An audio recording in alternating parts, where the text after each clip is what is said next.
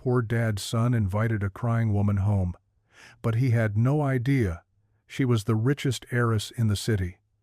One simple act of kindness would pull them into a storm bigger than any of them could imagine. She wasn't just lost. She was running from secrets that could destroy everything. A hidden truth explodes into scandal, a ruthless fiancé turns against her, and the poor family who took her in is now caught in the crossfire. Will kindness be their greatest strength, or the very thing that destroys them? What happens when the richest woman in the city finds her only shelter in the poorest home? Before we get into the story, comment below where in the world you are watching from today. The rain hammered against the sidewalk, turning the evening sky into a dark, murky blanket over Riverton. Eli Carter pulled his jacket tighter, hurrying home after his long shift at Gordon's grocery. His worn sneakers splashed through puddles as lightning crackled overhead. That's when he saw her. A young woman sat alone on the bus bench, her designer heels dangling from her fingers. Her other hand pressed against her face, shoulders shaking in a way that had nothing to do with the cold. Her cream-colored dress was soaked through, and she looked completely out of place in this part of town. Eli slowed his pace. His dad had always taught him to be careful, but also to help those in need. The woman didn't look dangerous. She looked lost. "Hey there," he called out softly, keeping his distance so as not to startle her. "You okay?" She jumped slightly, quickly wiping her eyes. "I'm fine," she said automatically, but her voice cracked on the words. Eli took a step closer, noting how she tensed. "Look, I know I'm just some random guy, but you're gonna catch your death out here." He shrugged off his jacket. "At least take this." "Please?" She stared at the offered jacket, then at him, her eyes red-rimmed but wary. "I couldn't." "Sure you can. And listen, my dad always has soup on the stove. Our place is right there." He pointed to the modest apartment building just down the block. "You could warm up, use the phone if you need to call someone." Thunder boomed overhead, making them both flinch. The woman clutched her shoes tighter, looking even smaller and more vulnerable. "I promise we're not axe murderers," Eli said with a gentle smile. "I'm an EMT trainee, actually. Well, part-time. And my dad's the building supervisor, former Army medic. We can't leave you out here like this." Something in his earnest tone seemed to reach her. After a long moment, she nodded slightly and accepted his jacket with trembling fingers. "I'm Eli," he said, holding out his hand. She hesitated before taking it. "Thank you, Eli." They walked the short distance to his building, Eli careful to give her space while still shielding her from the worst of the rain. The lobby was warm but shabby, with scuffed linoleum floors and mailboxes that had seen better days. Still, it was clean and well-maintained. His father made sure of that. "Third floor," Eli said apologetically. "Elevator's been temperamental lately." She followed him up the stairs, her bare feet silent on the steps. Eli noticed how she held herself straight despite her bedraggled appearance, like someone used to being watched. The aroma of chicken soup filled the hallway as they approached apartment 3C. Eli knocked twice before using his key. "Dad? I brought someone who needs to warm up." Sam Carter stood at the small stove, stirring a pot of his famous chicken noodle soup. He turned, his kind eyes taking in their soaked visitor without judgment. "Well now, you poor thing. Come on in, come in. Eli, grab our guest a towel, would you?" The woman stood uncertainly in the doorway, taking in the modest but tidy apartment. Family photos lined the walls, and a well-worn Bible sat on the coffee table. The furniture was old but clean, and everything spoke of care despite limited means. "Here you go," Eli said, returning with a fresh towel. "Bathroom's right through there if you want to dry off properly." "Thank you," she whispered, clutching the towel like a shield. Sam's steady voice cut through the awkward moment. "Soup's just about ready, nothing fancy, but it'll warm you up from the inside out." My Sarah. She was my wife. She always said good soup could cure just about anything. The woman's shoulders relaxed slightly at his gentle tone. She disappeared into the bathroom for a few minutes, and when she emerged, she'd dried her hair and face. Without the rain and smeared makeup, Eli could see she was beautiful, but in a real way, not like the glossy magazine covers at the grocery checkout. "Please, sit," Sam said, gesturing to their small kitchen table. He set down a steaming bowl of soup and some crackers. "Eli, grab the lady some water?" She sank into the chair, wrapping her hands around the warm bowl. "I don't want to impose." "Nonsense," Sam said firmly but kindly. "The good Lord sends us who needs sending. No imposition at all." Eli brought her water and sat across from her, while Sam leaned against the counter, giving her space. They let her eat in silence for a while, the only sounds the clink of her spoon and the continuing storm outside. Finally she looked up, meeting their eyes for the first time. "This is wonderful," she said softly. I can't remember the last time someone cooked for me." "Dad's soup is pretty famous in the building," Eli said with a smile. "He makes it for anyone who's sick or having a rough time." "The secret's in the love," Sam said, his weathered face crinkling. "And maybe a little extra pepper." A ghost of a smile touched the woman's lips. She took another spoonful, then set down her spoon. I should tell you my name at least." She took a deep breath. "I'm Ava." Eli and Sam exchanged a quick glance, something unspoken passing between them. But neither pushed or questioned, letting her hold on to whatever she wasn't ready to share. Sam ladled the steaming soup into 3 mismatched bowls, the rich aroma filling their small kitchen. He placed them carefully on the scratched wooden table, along with a sleeve of saltine crackers and some spoons that didn't quite match either. "It's not fancy," Eli said, settling into his chair, "but Dad's soup is better than anything you'd get at those expensive restaurants downtown." He flashed a warm smile at Ava, trying to ease the lingering tension in her shoulders. Ava picked up her spoon with delicate movements, but as soon as the first taste touched her lips, proper manners gave way to genuine hunger. She ate with surprising speed, though still maintaining an innate grace. "Someone was hungry," Eli commented lightly. "You know what the difference is between a piano and a bowl of soup?" He waited a beat. "You can't tune a piano, but you can soup up a tune," Sam groaned good-naturedly. "Son, those jokes aren't getting any better with age." A tiny smile flickered across Ava's face as she reached for a cracker. "That was terrible," she murmured, but some of the tension left her shoulders. "Oh, you think that's bad? Why did the soup blush?" Eli grinned. "Because it saw the salad dressing." This time Ava let out a small laugh despite herself. It transformed her face, making her look younger, more real somehow. "Don't encourage him," Sam said, his eyes twinkling. "He's got 1,000,000 of these stored up." The small TV on their counter had been playing quietly in the background, mostly weather updates about the storm. But suddenly, the screen flashed with breaking news graphics, and a reporter's voice cut through their comfortable moment. "Still searching for Ava Whitmore, heiress to Whitmore Holdings, who hasn't been seen since leaving this afternoon's board meeting.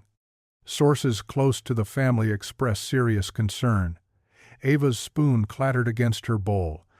On the screen, her photo smiled professionally at the camera.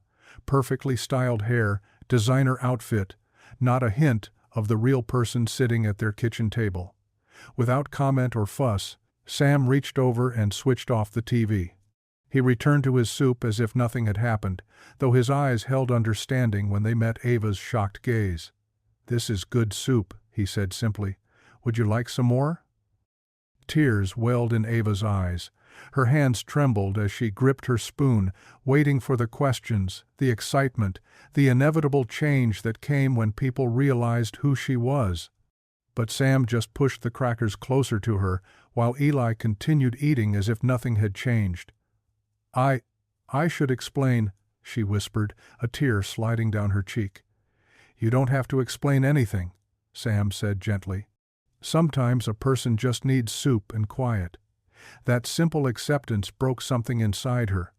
Ava covered her face with her hands, her shoulders shaking with silent sobs. Without making a fuss, Sam got up and brought her a box of tissues, setting it quietly beside her bowl. The first year after we lost Sarah, that's Eli's mother, Sam said softly, returning to his seat, I couldn't handle people asking if I was okay. Sometimes the kindest thing is just letting someone be. Ava wiped her eyes, looking at this man who could have reacted with excitement or suspicion, but chose compassion instead. How can you be so calm? I'm a stranger, and I mean, my family. You're someone who needed help, Eli said simply. That's all that matters right now, but you saw the news, she insisted. Sam's voice was steady and kind. What I see is a young woman who's had a rough day and needed some soup. Names and titles don't change that. Fresh tears spilled down Ava's cheeks, but these seemed different, relieved, almost grateful. I can't remember the last time someone just saw me. Not the name or the money or the responsibility, just me. Well, Sam said, standing to ladle more soup into her bowl, that's what we do here. See people. Outside, the storm was finally beginning to ease, the thunder growing more distant. They finished their meal in comfortable silence, broken only by Eli's occasional terrible jokes. What did the soup say to the spoon? You stir up trouble. That kept drawing reluctant smiles from Ava. After the dishes were cleared, Sam insisted Ava rest on their worn but clean sofa. He brought her a faded quilt that smelled of lavender fabric softener. Sarah made this, he explained, draping it over Ava's shoulders. It's got extra comfort stitched right into it. Ava's eyes were already growing heavy, the emotional exhaustion of the day catching up with her. The quilt was soft against her cheek, and for the first time in what felt like forever, she felt safe. No expectations, no pressure, no cameras or whispers or judgment. Sam dimmed the lights and moved quietly to the kitchen, where Eli was finishing the dishes. They spoke in low voices, careful not to disturb their guest. Within minutes, Ava's breathing had evened out into the peaceful rhythm of deep sleep. The last rumbles of thunder faded into the distance as she slept, finally finding rest on a stranger's sofa that somehow felt more like home than her massive empty mansion ever had. Morning sunlight crept through the worn Venetian blinds, casting striped shadows across Ava's face. She stirred on the Carter's lumpy but comfortable couch, wrapped in a faded quilt that smelled of fabric softener. For a moment, she felt disoriented, so far from her usual silk sheets and memory foam mattress. Then she heard it, a deep, gentle humming coming from the kitchen. The melody was familiar, an old hymn her grandmother used to sing, Amazing Grace. The sound mixed with the rich aroma of brewing coffee, creating a moment so peaceful it made her chest ache. Ava sat up slowly, running her fingers through her tangled hair. In the kitchen, Sam Carter moved with quiet efficiency, measuring coffee grounds while continuing his hymn. He wore the same kind of work clothes as yesterday, clean but well-worn, practical rather than fashionable. "Good morning," she said softly, not wanting to startle him. Sam turned, his warm smile crinkling the corners of his eyes. "Morning, Miss Ava. Hope the couch wasn't too uncomfortable. Coffee's almost ready." The couch was perfect, she said, and meant it. "And please, just Ava." He nodded, reaching for 2 mugs from a cabinet. They were mismatched, like everything else in the kitchen, but somehow that made them more charming. Eli had to head out early for his EMT training. That boy's always running somewhere to help someone. Like father, like son, Ava said, thinking of how they'd both helped her without hesitation. Sam chuckled, pouring the coffee. "How do you take yours?" "Black is fine." She accepted the mug, warming her hands around it. The ceramic was slightly chipped, but clearly well-loved. As she lifted the mug to take a sip, her sleeve slid back, revealing the delicate silver bracelet on her wrist. Sam's eyes fixed on it, and something flickered across his face. Recognition, then a deep thoughtfulness. "That's the Whitmore crest," he said quietly. "I'd know it anywhere." Ava tensed slightly, but his tone held no judgment. "Yes, it was my father's last gift to me before," she trailed off, touching the intricate design with her fingertips. "Before the cancer took him," Sam finished gently. He sat down at the kitchen table across from her, his own coffee momentarily forgotten. I remember when they built that factory. The crest was everywhere, above the doors, on the uniforms. You worked there? No, but I was there the night of the fire. Sam's voice grew distant with memory. I was moonlighting as a security guard at another building nearby. Saw the smoke, heard the alarms. Ava's hand trembled slightly around her mug. The fire in '98? Sam nodded. I had medical training from my army days. Couldn't just stand there waiting for help to arrive. So I went in. You. Ava's eyes widened as pieces clicked into place. The guard who never gave his name. The one who pulled my father out? Found him collapsed in his office, Sam confirmed. He was trying to save some old photographs of his family, carried him down 3 flights of stairs. But you never came forward, Ava said. The company wanted to honor you. There was a reward. Sam shrugged, finally taking a sip of his coffee. Didn't do it for recognition. Besides, back then, well, some people might have questioned why a black security guard was in that part of the building at all. Easier to just do what needed doing and move on. Tears welled in Ava's eyes. You're the reason I had 5 more years with my father. 5 whole years of birthdays, of Sunday dinners, of him seeing me graduate college. Her voice cracked. He used to talk about that night, about the stranger who saved him, said God sent an angel wearing a security uniform. No angel, Sam said softly. Just a man who believes we're all family under God. Couldn't leave a brother behind. Ava wiped her eyes with the back of her hand. Thank you seems so inadequate. Your father thanked me that night with something better than words or money, Sam said. He looked me in the eye and saw me, really saw me. Not my uniform or my skin color, just another human being doing what was right. That's all any of us want, isn't it? To be seen? Ava nodded, unable to speak past the lump in her throat. How strange that she'd ended up here, in this kitchen, with the man who'd given her those precious extra years with her father. Sam seemed to sense her emotional turmoil. He stood up, refilling both their coffee mugs. You know, if you're not in a hurry to get back to your life just yet, I've got something that might interest you. Oh? Ava managed, gratefully accepting the coffee refill. I help out at the church kitchen on Thursdays. Nothing fancy, just neighbors feeding neighbors. But if you want to find yourself again, he smiled gently, come see how love wears an apron. His words wrapped around her like the quilt she'd slept under, worn but warm, simple but true. In that moment, the weight of being Ava Whitmore, heiress and board member and society figure, felt lighter than it had in years. Sam adjusted his maintenance uniform in the cramped bathroom mirror, smoothing out invisible wrinkles. The navy blue fabric was clean and pressed, even if it wasn't designer clothing like what he'd see at tonight's gala. His badge read, Building Services, in simple block letters. Dad, you don't have to take this shift, Eli said from the doorway. Not after working all day? Bills don't pay themselves, son. Sam tucked a small prayer book into his breast pocket, a habit from his army days. Besides, overtime is overtime. In the living room, Ava paced nervously. She'd borrowed one of her spare gowns from her personal assistant, a sleek black dress that made her look exactly like the society figure she was supposed to be. The transformation was striking, but her eyes still held the same vulnerability they'd shown over soup bowls that morning. I should just call a car, she said, wringing her hands. You've both done so much already. I'm walking you there, Eli insisted. Make sure you get in okay. He grabbed his jacket, the same one he'd draped over her shoulders in the rain. Dad, we'll see you there? Sam nodded. I'll be the one with the mop, he said with a wink, trying to lighten the mood. They walked through Riverton's downtown, where glass towers reflected the setting sun.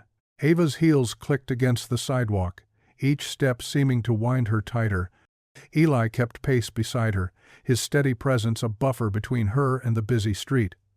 You don't have to go back to all this, he said softly. Not if you're not ready. Ava's steps slowed. I do, though. The board meeting tomorrow. The foundry workers depending on those jobs. My mother's charitable foundation.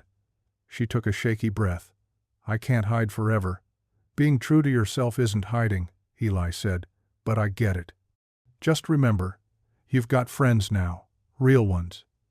They rounded the corner to the Whitmore building, its marble facade gleaming. A red carpet stretched from the curb to the entrance, lined with photographers and society reporters. Car after car discharged passengers in expensive suits and glittering gowns. Ava's fingers brushed her father's crest bracelet. Will you? Would you walk me to the door? Of course. The cameras noticed her immediately. Flashes burst like lightning. Voices called her name. Eli stayed close, his hand hovering near her elbow, ready to steady her if needed. At the top of the steps, Graham Lockwood waited in an impeccable tuxedo, his smile practiced and cold. "Darling," he said, loud enough for the reporters to hear. "We've been so worried." His eyes flicked to Eli with barely concealed disdain. "Thank you for returning her. I wasn't lost," Ava said quietly. "Just thinking." Graham's grip on her arm was subtle but firm as he guided her inside. Eli watched them go, then slipped around to the service entrance where his father would be arriving soon. The grand ballroom sparkled with crystal chandeliers and polished marble. Champagne flowed freely, and string music drifted over the murmur of wealthy voices. Sam worked efficiently in the background, dealing with a spilled drink here, a fallen napkin there, invisible to the guests who passed him without a glance. Ava stood beside Graham as he worked the room, her smile fixed in place. He kept her close, steering their conversations toward business connections and social alliances. None of it felt real after the simple warmth of the Carters' kitchen. The first hint of trouble came in a small voice. A little boy, no more than 7, had been watching from behind a potted palm. He wore a child's suit that seemed too stiff for him, his dark eyes serious in his round face. When Graham paused between conversations, the boy darted forward. Sam, changing a trash liner nearby, saw him coming. There was something in the child's determined expression that made him pause. The boy reached Graham's side and tugged gently on his sleeve. Graham looked down, annoyed at the interruption.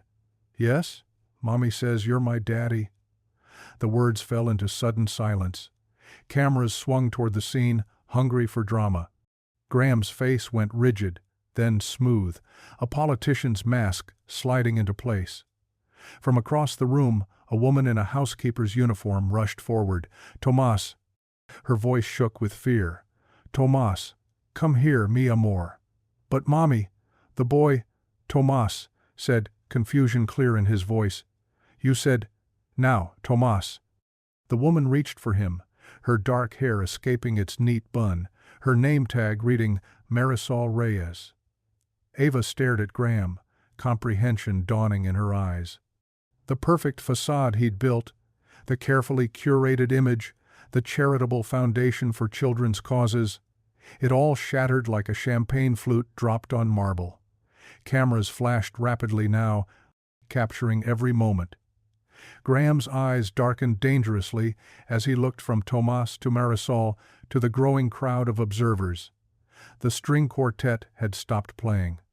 The only sound was the soft click of camera shutters and the whisper of shocked voices. Ava took a step back from Graham, her hand rising to her throat, where an engagement ring hung on a chain, the ring she hadn't been wearing when she ran away that morning. Her face showed pure horror as she looked at the man she'd agreed to marry, truly seeing him for the first time. Security guards materialized from the edges of the ballroom, their dark suits blending with the guests' formal wear. They moved with practiced efficiency, creating a barrier between the growing crowd of onlookers and the unfolding drama at the center. "This is ridiculous," Graham said, his voice carrying just the right note of injured dignity. "I've never seen this woman or her child before." He turned to address the circling photographers directly. "This is clearly some kind of shakedown attempt." Marisol clutched Tomas closer, her hands trembling.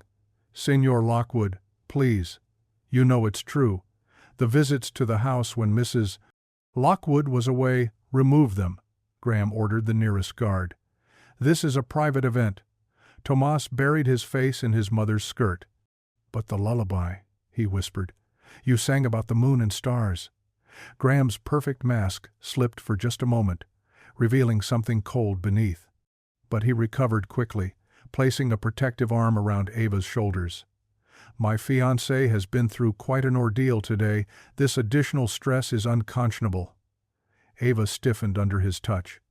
She looked at Tomas, really looked at him, and saw Graham's chin, his dark hair. The resemblance was subtle but undeniable. From his position near the service door, Sam watched it all unfold. He'd seen that look in Graham's eyes before, in men who valued power over truth. His hand touched the prayer book in his pocket, a quiet gesture of support for Marisol and her brave little boy. Two board members from Whitmore Holdings appeared at Ava's elbow, Patricia Chen in elegant silver silk and Marcus Reynolds in a tailored tuxedo. We need to discuss this privately, Patricia murmured. Now. They steered Ava toward a side room, leaving Graham to manage the press. Eli started to follow, but was blocked by security. He caught his father's eye across the room, both of them sensing the trouble brewing. The side room was all dark wood and leather chairs. Patricia shut the door firmly, muffling the chaos outside. This is a disaster, she said. The timing couldn't be worse. The foundry vote is tomorrow, Marcus added. We need to present a united, stable front to the shareholders. Ava's hands clenched in her lap. Stable? Did you see what just happened out there? Graham has an excellent PR team, Patricia cut in. One that's kept the Whitmore name pristine through 3 generations of complicated situations. You mean cover-ups, Ava said quietly. Marcus leaned forward. Ava, dear, you've had a difficult day, running away, consorting with. He waved his hand dismissively. Whoever those people were who brought you here. It doesn't look good. Those people showed me more kindness in one day than I've seen in years of charity galas. Ava shot back. And that's exactly the sort of emotional statement we need to avoid, Patricia said. Graham is already speaking to the press. The story will be simple. You've been under tremendous pressure. Some opportunistic individuals took advantage of your vulnerable state. And this, she glanced toward the ballroom, this unfortunate incident with the housekeeper will be handled. Handled? Ava stood up. That little boy is terrified, and his mother will be well compensated for her discretion, Marcus finished smoothly. The board suggests you take a brief sabbatical. For your mental health, of course. Graham will manage things until you're feeling more yourself. The pieces clicked into place. You knew, Ava whispered, about Tomas. About all of it. Neither board member met her eyes. In the ballroom, Graham's voice carried through the door, smooth and concerned. My fiancée has been under immense strain lately. When she disappeared this morning, we were worried she might have been taken advantage of by unsavory elements. But she's safe now, and we'll ensure she gets the help she needs. Ava's throat tightened. Through the glass panel beside the door, she could see Marisol and Tomas being escorted out through the service entrance. Sam Carter stood nearby, his face tight with contained anger as he watched them go. Eli paced near the main doors, trying to find a way back to her. The Whitmore legacy is bigger than any one person, Patricia said quietly. Your mother understood that. The mention of her mother hit Ava like a physical blow. She wondered what Eleanor Whitmore would say about this moment, about truth and power and the price of silence. Graham appeared in the doorway, his expression perfectly calibrated to show concern. The press is asking questions about your adventure today, about the people who took you in. His smile didn't reach his eyes. I think we should strongly consider a restraining order, for your protection, of course. My protection? Ava stared at him. Like you protected Marisol? And Tomas? Darling, Graham's voice held a warning. You're not thinking clearly. Let's get you home. Cameras flashed through the windows as reporters gathered outside. Ava could see the headlines forming: "Unstable Heiress. Mental health crisis. Poor little rich girl." The board would use her instability to justify any decision they wanted to make. About the foundry, about Graham, about all of it. Security cleared a path through the crowd. Graham gripped Ava's arm, guiding her toward the exit with Patricia and Marcus, flanking them like an honor guard. But it felt more like a cage. Near the doors, Eli stepped forward. "Ava." "Step back, sir," a guard warned. Graham's grip tightened. "These are the people who took advantage of you, darling. Don't worry. They won't bother you again." Eli ignored him, looking only at Ava. "You okay?" Before she could answer, more guards moved between them. Cameras clicked rapidly, recording every moment. Through the glass doors, Ava could see Sam watching from the parking lot, his face lined with concern.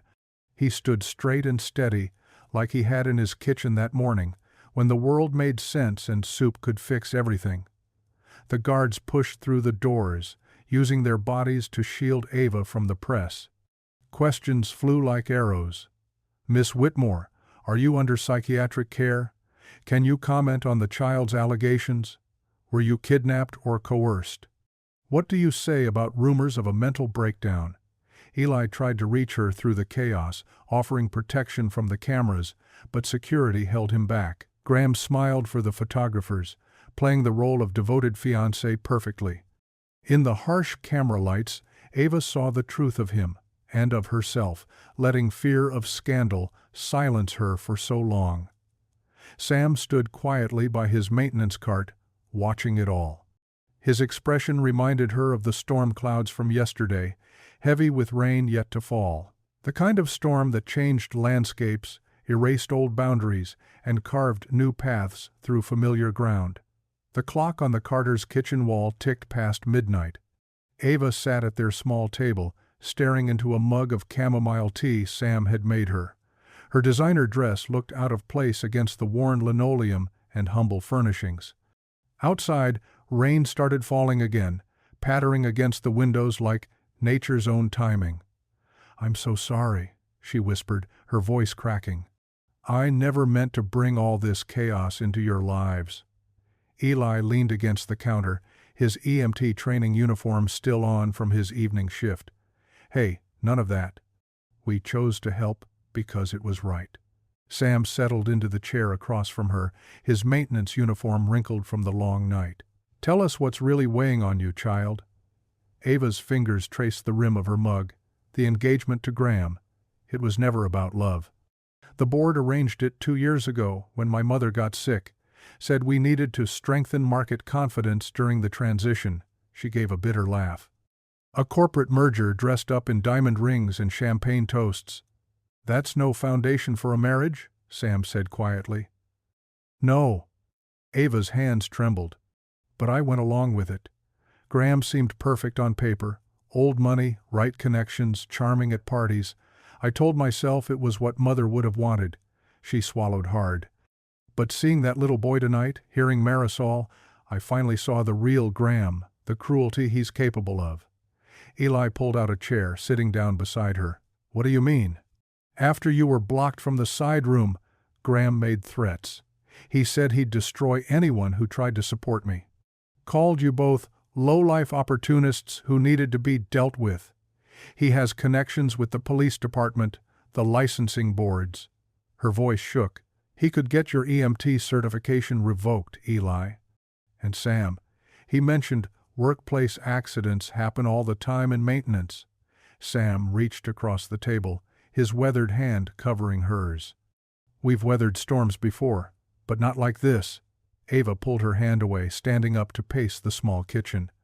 "Graham controls half the city's real estate.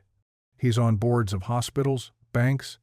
He could make it impossible for you to work anywhere in Riverton, and it would be my fault for bringing this to your door." "Sit down," Sam said gently. When she did, he continued, "Now, I want you to look around this apartment. What do you see?" Ava glanced at the cramped space, the mismatched chairs, the patched curtains, the family photos on the wall. "I see A home. That's right. Not much by some standards, but it's paid for with honest work and filled with honest love. Men like Graham? They can't touch that. Sam's eyes held steady wisdom. My late wife used to say, the devil himself can't shake a house built on faith. Eli nodded. Dad's right. Besides, running from bullies only makes them bolder. But you don't understand what he's capable of, Ava insisted. The way he twists things, uses people's weaknesses against them. That poor little boy and his mother. We understand plenty, Sam said. Been on the wrong end of powerful folks' attention before. But here's what Graham doesn't get.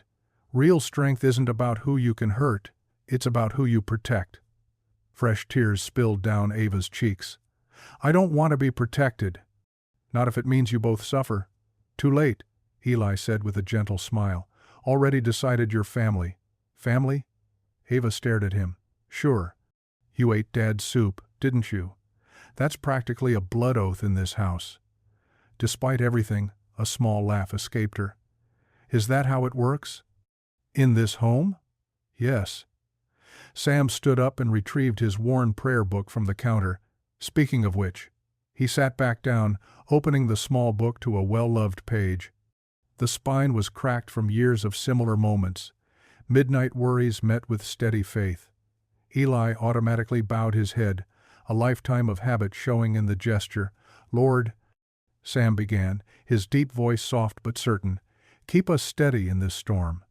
Guide our steps, guard our hearts, and grant us wisdom to see your path through these troubled waters. He paused, then added, and Lord, thank you for bringing this child to our door. Help us be the shelter she needs. Amen. Amen, Eli echoed. Ava wiped her eyes, overwhelmed by their simple acceptance. In her world of marble halls and corporate boardrooms, protection came with conditions and price tags. But here, in this humble kitchen, with its chipped mugs and warm hearts, she had found something rare and precious. People who would stand with her simply because it was right. Sam closed his prayer book. He was the soft thump, a punctuation mark of certainty. Now then, you'll take Eli's room. He can sleep on the couch. But, Ava started to protest. No buts, Sam said firmly. Storm's still raging out there, in more ways than one. Tonight, you rest. Tomorrow, we face whatever comes together. Eli stretched and stood. I'll get you some clean towels.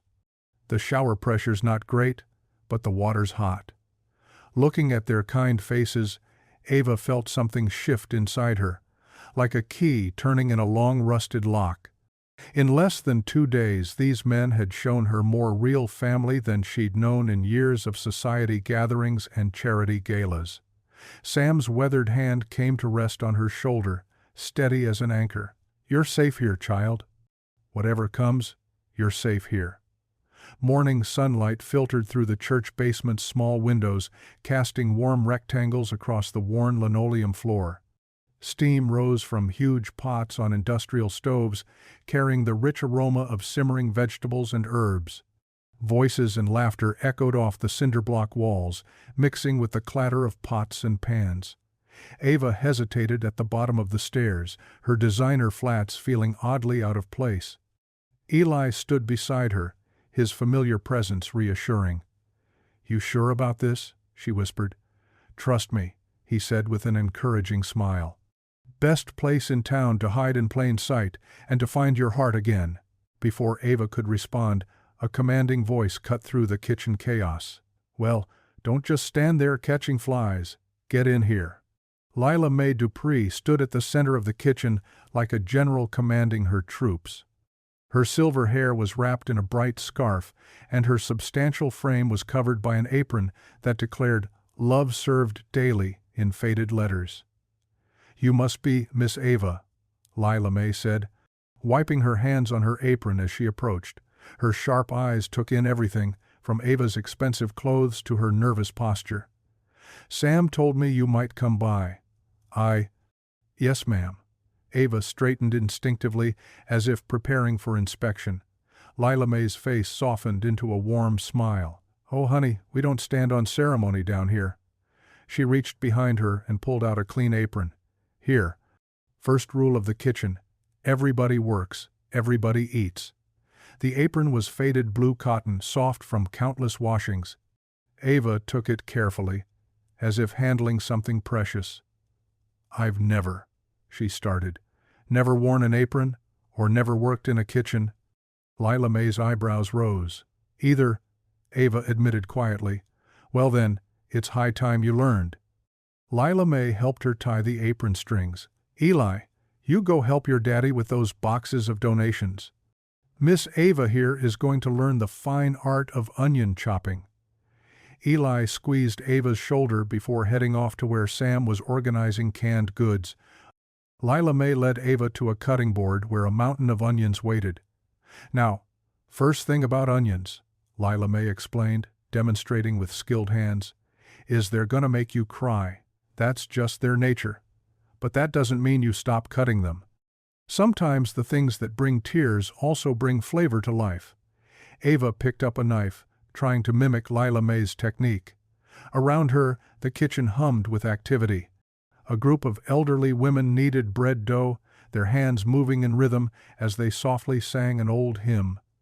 Two teenagers washed dishes, splashing each other and giggling. Sam's deep voice carried across the room as he taught a young boy how to stack cans efficiently. That's it, Lila May encouraged as Ava found her rhythm with the knife. You've got good hands for this work. Tears started streaming down Ava's face, partly from the onions, partly from something deeper she couldn't name. A tissue appeared in front of her face. Here, Sam said, having approached quietly. First day of onions gets everybody. Thank you, Ava sniffled, wiping her eyes. I must look a mess. Child, this kitchen has seen every kind of mess there is, Lila May said, matter-of-factly. Tears, laughter, prayers, burnt offerings, we take it all in stride. Sam picked up another knife and started helping with the onions. When my Sarah passed, he said quietly, this kitchen kept me going. Some days, chopping vegetables was the only thing that made sense. It's holy work, Lila May added. Feeding bodies, feeding souls, it's all the same down here. As the morning progressed, Ava's hands grew more confident. She moved from onions to carrots, then to stirring enormous pots of soup. The rhythm of the work soothed something in her she hadn't known needed soothing. Women who came to help shared stories as they worked, tales of hardship and hope, of communities coming together in times of need. No one asked about her last name or her family's holdings. Here, she was just Ava, another pair of hands in service. A small radio played gospel music, and sometimes people would break into song as they worked. Even Sam hummed along, his deep voice harmonizing with Lila May's strong alto. The music seemed to make the work lighter, turning routine tasks into something like a dance. You're getting the hang of it, Lila May observed as Ava carefully ladled soup into bowls. Got a natural grace about you. I've never felt natural anywhere, Ava admitted. That's because you've been trying to fit into spaces made by other people's expectations, Lila May said wisely. Down here, we just make space for each other as we are. The lunch crowd began arriving, elderly folks from the neighborhood, mothers with young children, men still in work clothes. Each person was greeted by name, served with dignity, offered a seat at the long tables. Ava watched in amazement as Lila May seemed to know everyone's story, asking about sick relatives, celebrating small victories, offering quiet words of encouragement along with the food. It was so different from the charity galas she was used to, where recipients were statistics rather than neighbors.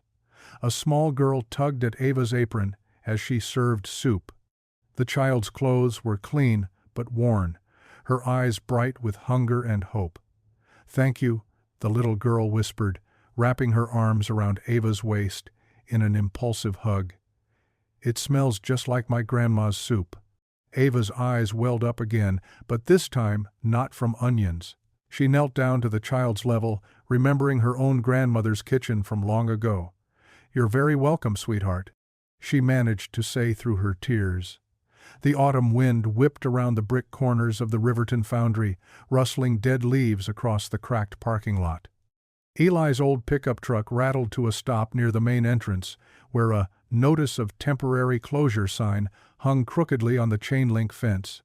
"You sure about this?" Eli asked, glancing at Ava. She had borrowed some of his sister's old clothes, faded jeans and a simple sweater, to blend in better. "I need to see it," Ava said firmly. "Need to hear from the people who actually work here, not just read reports about workforce optimization." The security guard recognized Eli from his EMT rounds and waved them through. Inside, the foundry hummed with the sound of machinery and echoing voices. Heat from the smelting areas made the air thick and metallic. Marcus Johnson, a tall man with gray-streaked hair and weathered hands, met them by the lockers. His safety vest was covered in metal dust, and worry lines creased his face. "Eli Carter," Marcus said warmly, clasping Eli's hand. "Your daddy still keeping everybody fed at that church kitchen?" "Yes, sir, Mr. Johnson. This is my friend Ava. She's interested in understanding what's happening here." Marcus's eyes narrowed slightly. "Interested how?" "I want to listen," Ava said simply. "Really listen." Something in her voice must have convinced him because Marcus nodded slowly. "Come on then. Shift's about to change. That's when folks talk most freely." He led them through the facility, past huge machines and conveyor systems. Workers looked up curiously as they passed. In the break room, men were gathering for the shift change, thermoses of coffee in hand. "Boys," Marcus called out. "Got some visitors wanting to hear about our situation. This here's Eli Carter's friend." Being associated with Sam Carter's son seemed to open doors. The men made space at their scratched metal tables, offering styrofoam cups of coffee. "What's to tell?" said Joe Martinez, wiping sweat from his forehead. 32 years I've worked these lines. Now they say we're obsolete, too old to retrain, they tell us. But what they mean is we cost too much in benefits." Bill Chen, a quality control supervisor, nodded. "I tried applying at the new tech park across town. They took one look at my age and my accent, and suddenly the position was filled." "Same story at Porter Manufacturing," added Thomas Washington, his dark face lined with fatigue. "They want young folks they can pay less. And if you're older and black, forget it. They don't say it outright anymore, but we know." Ava pulled out a small notebook, her hands trembling slightly as she wrote. "How many of you have families depending on these jobs?" The answers came quickly. Children in college, grandkids needing care, elderly parents' medical bills. "My grandson has asthma," Marcus said quietly. "His medicine costs more than my mortgage, without this job's insurance." He didn't finish the sentence. Ray Fisher, a burly man with calloused hands, spoke up from the corner. "It ain't just about us, neither. Think about all the lunch spots around here, the supply companies, the cleaning crews. When this place goes, it's like pulling the plug on the whole neighborhood." Ava's pen moved faster, sketching diagrams in the margins of her notes. "What if," she started carefully, "what if instead of closing, this place became something new? A training center maybe, with the experienced workers teaching the younger ones?" The men exchanged glances. "Sounds nice," Bill said. "But who's going to pay for that? The board already made their decision." "The board doesn't know everything," Ava replied, her voice gaining strength. "They don't know how Marcus can tell a bad pour just by the sound of the metal, or how Mr. Washington modified that safety system to work better than the original design." Thomas Washington straightened in his chair. "You notice that?" "I notice a lot of things," Ava said. "Like how this facility has the lowest accident rate in the region, despite using older equipment. That comes from experience, from knowing things you can't learn from a manual." More workers had drifted into the break room, listening intently. Eli watched Ava with quiet pride as she continued drawing in her notebook, creating boxes and arrows that connected ideas. "What if we could secure funding for new equipment?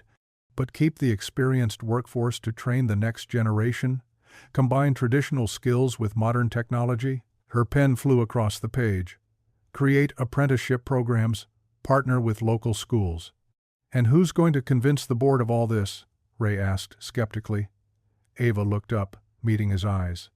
Someone who understands both sides of the fence. Someone who's seen what real value looks like, not just numbers on a spreadsheet. Marcus leaned forward, studying her diagram. You know something we don't, young lady? I know that closing this place would be more than just a business decision. It would be. She struggled for words. A moral failure. Eli finished quietly. The shift whistle blew, startling everyone. Workers began gathering their things, heading out to the floor or toward the parking lot. Think about it, Ava said, tearing the pages from her notebook and handing them to Marcus. Talk it over. I'll be back. Outside in the parking lot, the late afternoon sun cast long shadows across the foundry's weathered walls. Eli turned to Ava, who was staring at the building with fierce determination. You're going to help them, aren't you? He asked. Ava squared her shoulders, her voice steady and clear. If I fight, it won't just be for me, it'll be for them. Steam curled from the pot of beef stew as Sam Carter stirred, humming an old hymn. The wooden spoon scraped gently against the bottom, releasing the rich aroma of carrots, onions, and herbs into their small kitchen. Ava sat at the table, helping Eli sort through donated clothes from the church for the upcoming winter clothing drive. The sharp knock at the door cut through the peaceful evening like breaking glass. Sam set down his spoon carefully. Through the thin walls, they could hear multiple sets of footsteps in the hallway. Eli moved protectively toward Ava, but Sam raised his hand, gesturing for calm. Police, open up. Sam wiped his hands on a dish towel and walked steadily to the door. When he opened it, 3 officers stood in the narrow hallway. The 2 older ones wore hard expressions, but the youngest, Officer Rivera, according to his nameplate, shifted uncomfortably. Good evening, officers, Sam said quietly. How can I help you? The lead officer, Detective Brooks, thrust a photo of Ava toward Sam. We received a report about a missing person being held here against her will. Ava Whitmore. Ring any bells? Nobody's being held against their will here, Sam replied evenly. Step aside, sir. We need to search the premises. Sam moved back slowly, keeping his hands visible. The officers pushed past him, and Detective Brooks's partner immediately spotted Ava at the kitchen table. Miss Whitmore, Brooks said sharply. Are you aware there's been a missing persons report filed? Your fiancé is very concerned. Ava stood, her voice shaking slightly but determined. I left of my own free will. I'm an adult, and I'm here by choice. The officers began moving through the apartment, pulling open drawers and closet doors. They rifled through the neatly folded donation clothes, scattering them across the floor. Officer Rivera watched from near the door, his young face troubled. Sir, Sam said calmly to Brooks, we're happy to cooperate, but there's no need to make a mess. Brooks turned on him. You harbored a vulnerable person without reporting it. That's a serious matter. Vulnerable? Eli broke in, his face flushing. She came here for help because, Eli, Sam said softly, let them do their job. The search continued. They opened cabinets, checked under beds, photographed rooms with their phones. The pot of stew bubbled quietly on the stove, forgotten. Found anything suspicious? Brooks asked his partner. Nothing obvious, but this whole situation stinks. Why would someone like her be in a place like this? Ava stepped forward, color rising in her cheeks. Because these people showed me real kindness when I needed it most. They gave me soup and shelter during a storm without asking for anything in return. Miss Whitmore, Brooks said, his tone condescending, we understand you may be under some influence here. Mr. Lockwood explained your fragile state. I am not fragile, Ava interrupted, her voice stronger now. And Graham Lockwood doesn't speak for me. Officer Rivera cleared his throat. "Sir, if she's saying she's here voluntarily." "Keep quiet, Rivera," Brooks snapped. He turned back to Sam. "We'll be watching this address, and you should know, harboring someone to extort money." "Now hold on," Sam said, still calm but with steel in his voice. "Nobody here has asked for or taken a single penny. We offered help to someone in need, just like we do at the church kitchen every day." "That's not a crime." Brooks stepped closer to Sam, trying to intimidate with his height. But Sam stood steady, meeting his gaze with quiet dignity. The moment stretched until Brooks finally stepped back. "We'll need statements from everyone," he said. "And Miss Whitmore, I strongly suggest you contact your fiancé." "I'll contact him when I'm ready," Ava replied firmly. The officers took their statements, Rivera's pen moving slower than the others, his eyes often darting to Sam's peaceful face. When they finished, Brooks gave one last warning look around the apartment. "This isn't over," he said, "not by a long shot." After they left, Sam began quietly picking up the scattered clothes, folding them with careful hands. Eli helped Ava right an overturned chair, his jaw still tight with anger. "I'm so sorry," Ava whispered. "This is all my fault." Sam straightened up, holding a child's winter coat. "No, child. The fault lies with those who twist truth to serve power," he smiled gently. "Truth always walks taller than lies, might limp a while, but it wins." The stew bubbled softly on the stove, filling the disrupted apartment with its homey scent once again. Together, they began putting their small space back in order, stronger in their shared purpose than before. The autumn sun warmed Riverton Park as families spread blankets on the grass. Children darted between chairs and picnic tables, while the high school band tuned their instruments on a small stage. Colorful balloons bounced in the breeze, and a banner stretched across the platform proclaimed, "Whitmore Day, Building Riverton's Future Together." Behind the stage, Ava's hands trembled as she smoothed her simple blue dress. No designer labels today. She'd borrowed it from the church donation box. Her hair was pulled back in a practical ponytail instead of her usual formal updo. Sam Carter stood nearby, radiating calm in his pressed maintenance uniform. "Deep breaths," he reminded her gently. "Remember what we practiced." Eli appeared with a paper cup of water. "Here, you've got this, Ava. Those people out there, they're just neighbors waiting to become family." She sipped the water, watching the growing crowd. Factory workers in their work clothes sat beside office employees in business casual. Elderly couples helped young mothers wrangle toddlers. The sight of so many people from different walks of life coming together made her throat tight with emotion. Lila Mae bustled over, her church choir robe swishing. "Almost time, sugar. You ready to tell your truth?" "I think so," Ava whispered. "I just hope they'll listen." "They'll listen because you finally learned to see them," Lila Mae said, patting her hand. "Now go show them who you really are." The band struck up America the Beautiful as the master of ceremonies stepped to the microphone. Ava's heart thundered in her chest. Eli squeezed her shoulder, and Sam bowed his head in a quick prayer. "Ladies and gentlemen," the MC announced, "please welcome Ava Whitmore." The applause was polite but reserved as Ava walked to the podium. She saw uncertainty in many faces, skepticism in others. These people had heard empty promises before. Her hands shook as she unfolded her notes. "Good afternoon," she began, her voice wavering slightly. "A few weeks ago, I sat crying on a bus bench in the rain. I was lost, afraid, and more alone than I'd ever been." She paused, meeting Eli's encouraging gaze. "That's when a grocery clerk named Eli Carter offered me his jacket and invited me to his father's kitchen for soup." A murmur rippled through the crowd. Some recognized Eli from his shifts at the store. Others knew Sam from his maintenance rounds or the church kitchen.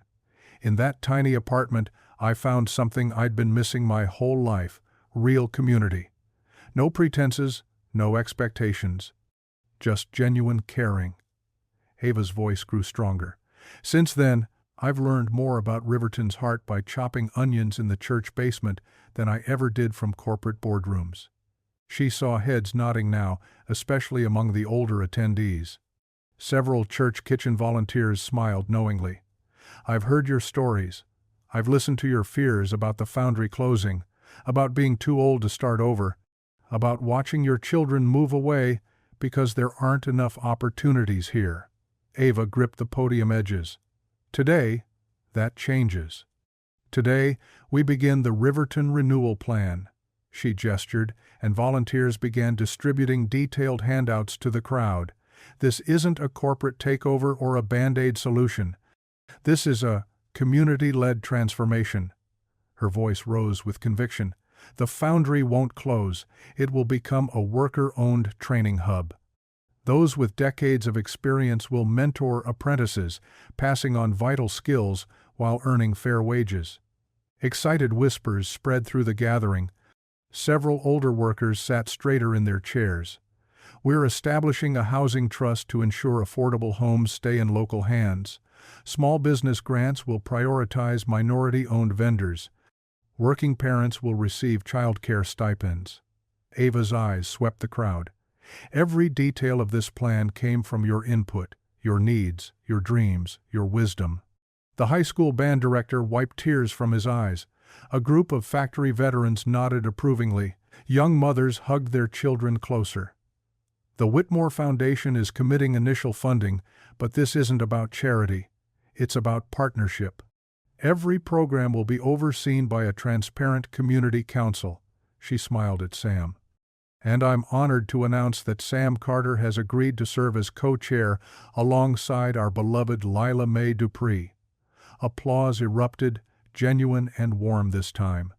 Someone shouted "Amen," and others joined in. Sam ducked his head modestly as Lila Mae beamed. My mother used to say that real change happens heart by heart, hand by hand. Ava continued, her voice thick with emotion. She was right. These past weeks, you've shown me what that means. You've taught me that true worth isn't measured in bank accounts, but in how we lift each other up. The crowd was fully with her now, hanging on every word. Several elderly women dabbed at their eyes with handkerchiefs. This is my promise to you, not as an heiress, but as your neighbor. Riverton's future will be built by Riverton's people. Together, we'll create something beautiful. She took a deep breath. The contracts are signed. The funding is secured. Work begins next week. The park exploded with cheers. Factory workers hugged their families. Church ladies praised God. Young parents high-fived each other. The band spontaneously broke into "When the Saints Go Marching In" as people jumped to their feet. Eli bounded onto the stage and caught Ava in a spinning hug. When he set her down, the crowd started chanting, "Ava, Ava." She gripped his hand tightly, tears streaming down her face. For the first time since her mother's death, the weight of the Whitmore name felt like a blessing instead of a burden. She wasn't just an heiress anymore. She was part of something bigger, something real. Sam appeared at her other side, his eyes glistening with pride. The autumn sunlight caught the silver in his hair as he smiled at the celebration spreading through the park. Children danced between the chairs. Seniors swayed to the music. Factory workers lifted their caps in salute. Eli squeezed her hand as another wave of cheers rolled through the crowd. Ava's heart soared, light and free at last. She was home. Steam rose from bubbling pots in the church basement kitchen as evening settled over Riverton. The familiar scent of vegetable soup filled the air while volunteers bustled about in their well-worn aprons. After yesterday's triumph in the park, the atmosphere was especially cheerful. Ava stood beside Sam at the serving station, carefully ladling portions into bowls. She'd gotten better at gauging the right amount, not too much to spill, not too little to leave anyone hungry. Her borrowed apron had a small tear near the pocket, but she wore it like a badge of honor. "You're getting the hang of it," Sam said warmly, passing her another empty bowl. His eyes crinkled at the corners when he smiled. "Pretty soon you'll be running this kitchen better than Lila Mae." Nobody runs this kitchen better than Lila May. Ava laughed, reaching for the ladle. I'm just grateful she lets me help. The evening crowd had started filtering in, retired factory workers, young families, a few regulars from the shelter down the street. They lined up with quiet dignity, exchanging gentle greetings. Some still congratulated Ava on yesterday's announcement, their eyes bright with hope. Mrs. Rodriguez, a widow who came every Tuesday, approached the counter with her grandson in tow. The soup smells wonderful tonight, Mr. Carter. Secret ingredient is love. Sam winked at the little boy, who giggled. The kitchen's double doors suddenly burst open with a bang. Several police officers stormed in, their boots heavy on the linoleum floor. The peaceful atmosphere shattered as people scrambled back in alarm. Samuel Carter? The lead officer called out sharply. Sam set down his ladle carefully. Yes, sir? You're under arrest for the theft of a Whitmore family heirloom during the recent gala event. The soup ladle clattered from Ava's hand. What? No, that's impossible. Two officers moved behind Sam, roughly pulling his arms back. The metallic click of handcuffs echoed in the stunned silence. You have the right to remain silent. The officer began reading Sam's rights as others started recording with their phones. This is ridiculous. Ava stepped forward, her voice shaking. I'm Ava Whitmore. Nothing was stolen. Sam Carter is innocent. The lead officer barely glanced at her. Ma'am, we have security footage and an official complaint filed by Mr. Graham Lockwood on behalf of the Whitmore Foundation. Graham? Ava's face went pale. He's lying. He's doing this because... It's all right, Ava. Sam's calm voice cut through her panic. He stood straight and dignified despite the handcuffs. Truth walks taller than lies, remember? Lila May pushed through the growing crowd.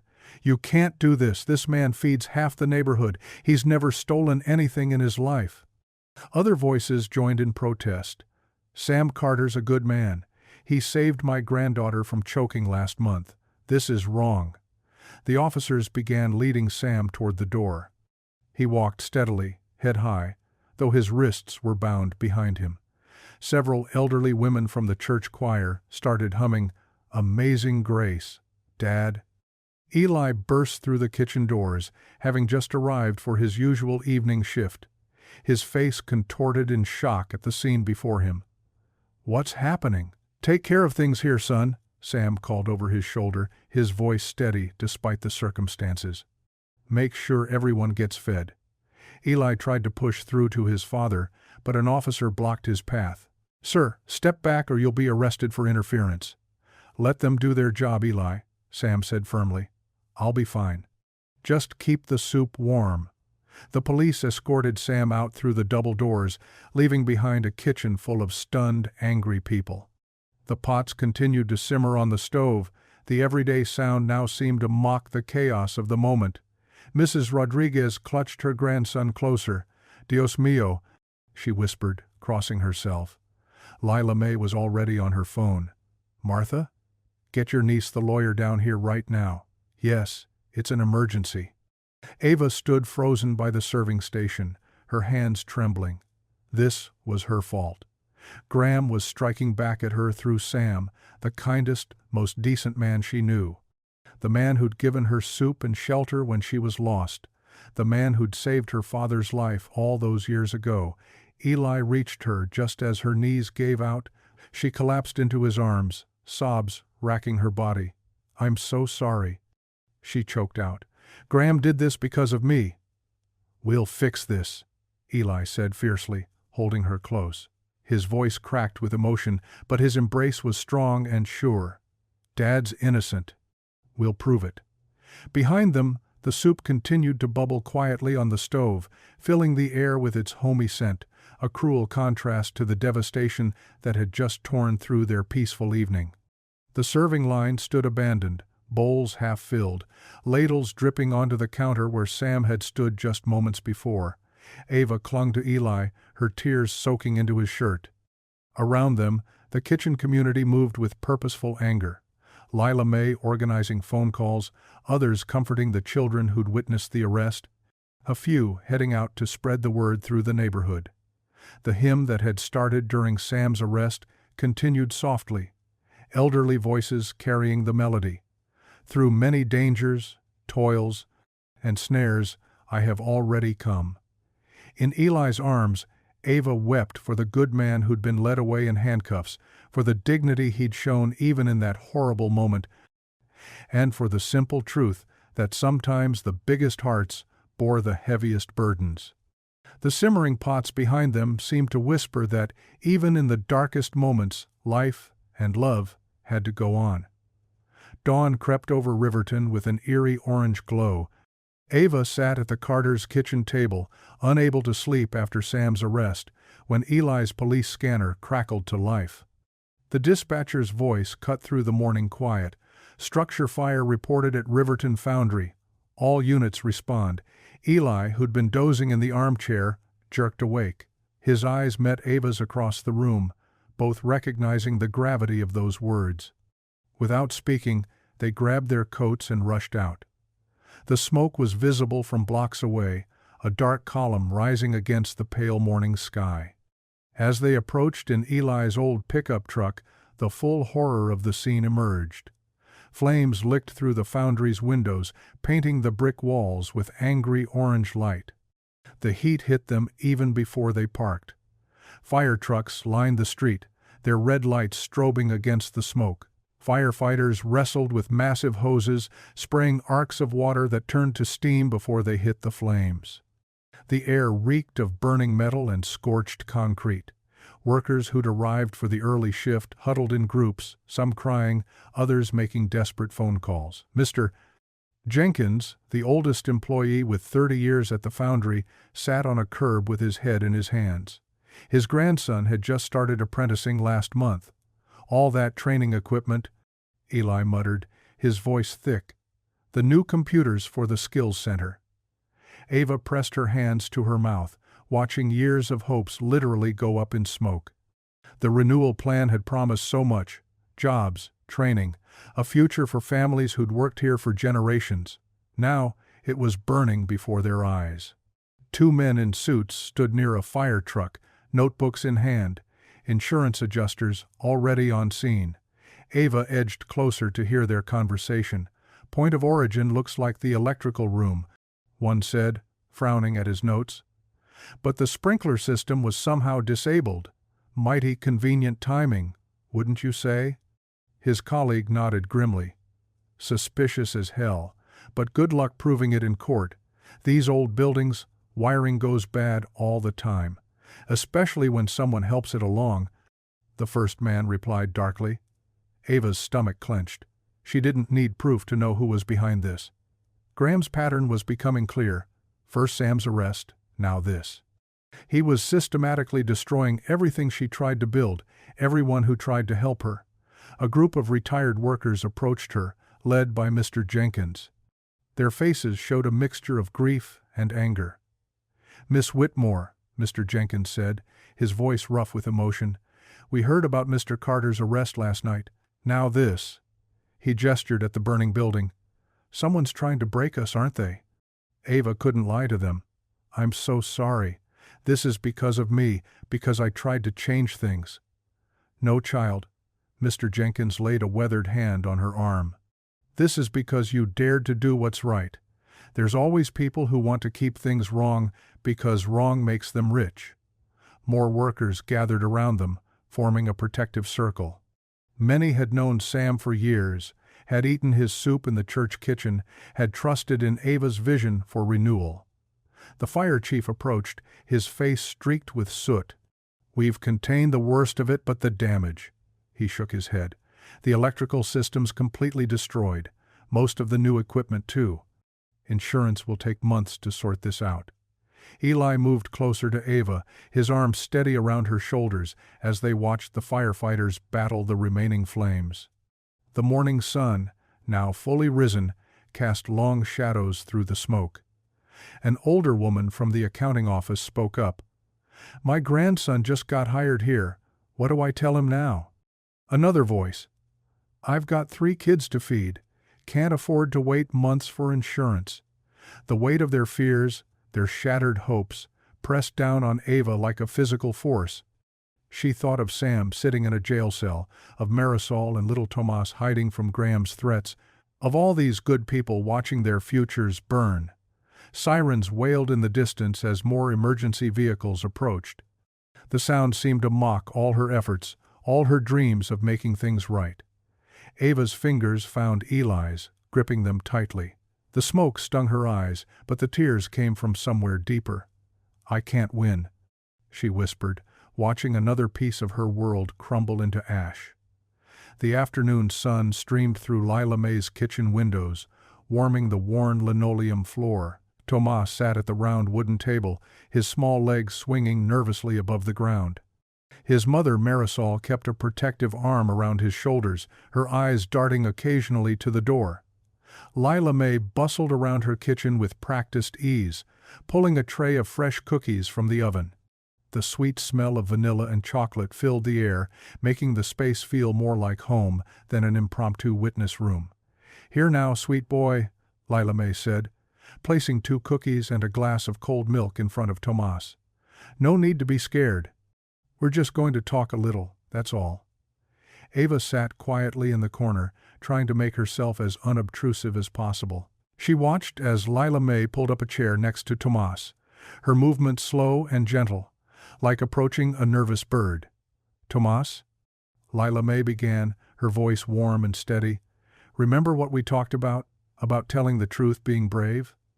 The boy nodded, taking a small bite of cookie. Some crumbs fell onto his t-shirt, and Marisol automatically brushed them away.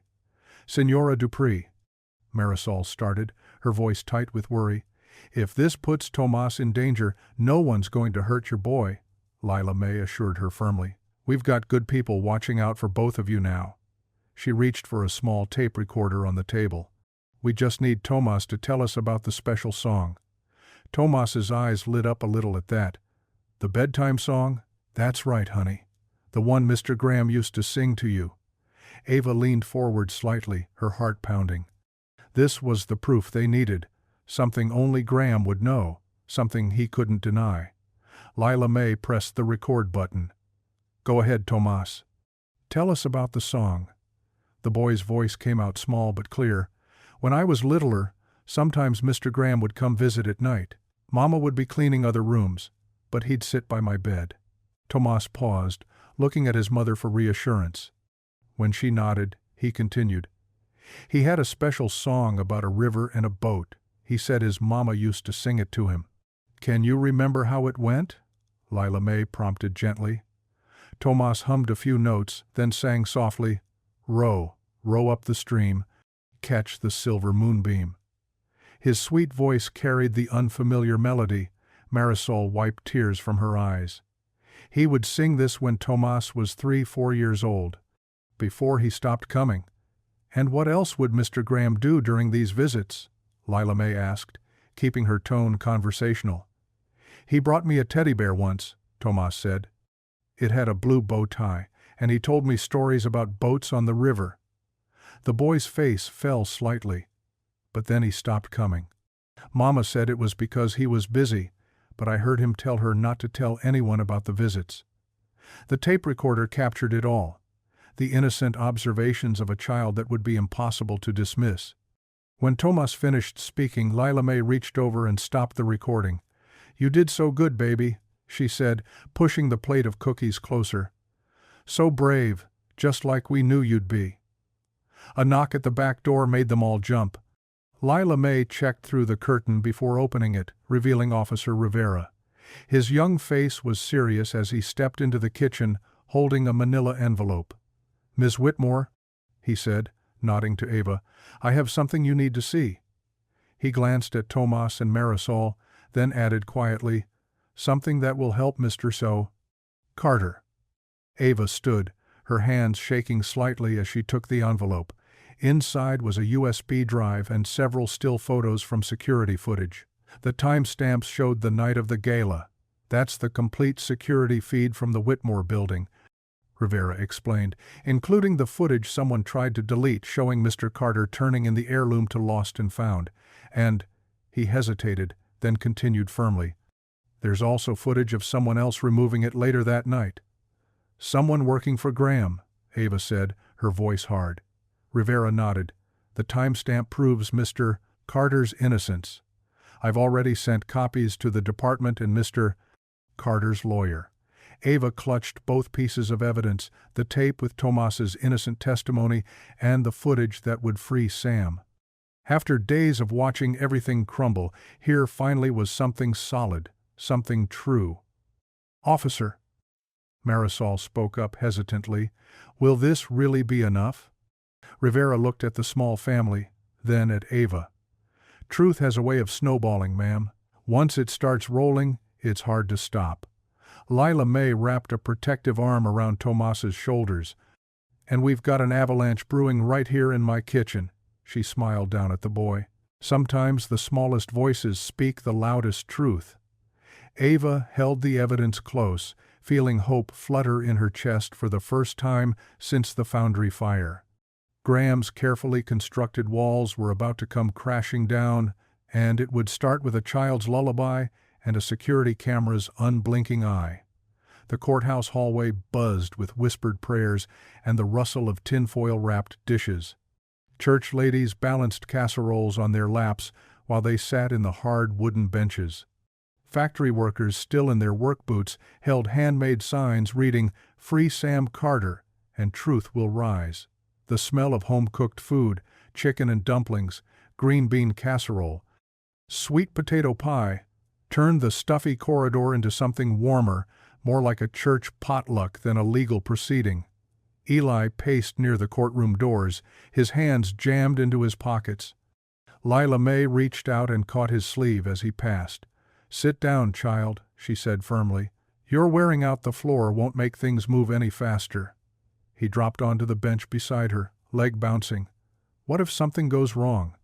What if—" "Hush now," Lila May interrupted, patting his knee.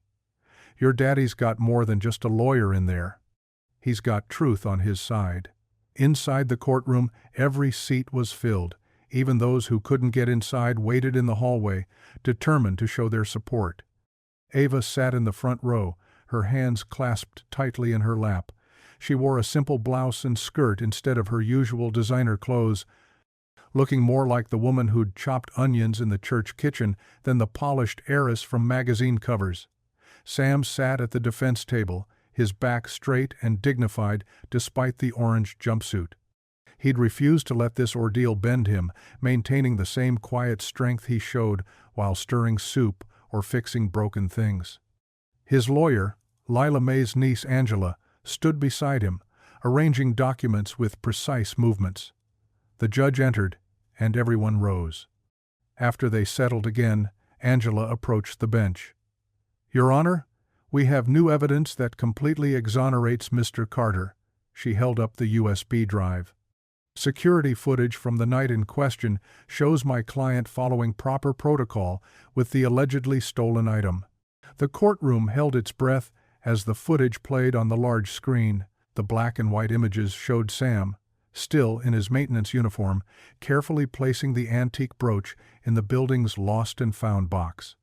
He filled out a form, time-stamped 9:47 p.m. Then came the second clip, time-stamped 11:23 p.m., showing a different figure removing the brooch. Though the man's face was partially hidden, his expensive suit and distinctive way of walking were unmistakable to anyone who knew Graham Lockwood. A murmur rippled through the courtroom. The prosecutor's shoulders slumped slightly. "Furthermore," Angela continued, "we have documentation showing that the anonymous tip leading to Mr. Carter's arrest came from a burner phone purchased by one of Mr. Lockwood's known associates." The judge studied the evidence, his expression growing increasingly severe. After a few moments, he looked up. "In light of this clear evidence, all charges against Samuel Carter are dismissed." He turned to Sam directly. "Mr. Carter, you are free to go." "The court apologizes for this miscarriage of justice." The courtroom erupted. Church ladies dabbed their eyes with handkerchiefs, while factory workers clapped their rough hands. Someone in the back started humming "Amazing Grace," and others joined in. the melody swelling until it filled every corner of the room.